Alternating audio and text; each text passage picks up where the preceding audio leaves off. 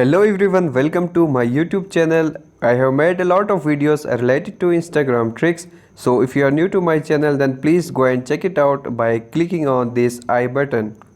Okay, so today's video will be about how we can delete Instagram search history.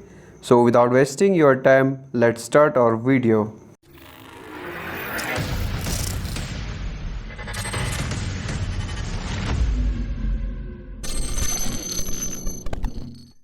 First of all, I will open my Instagram account.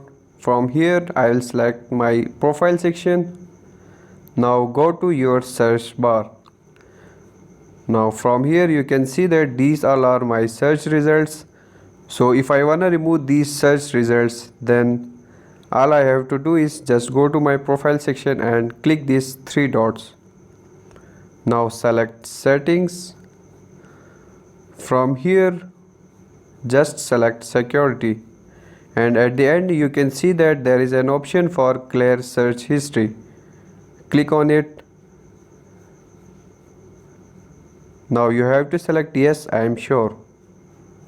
Okay, we are done. If you come back to our search portion, then from here you can see that all my search portion has become empty and all my search item has been removed.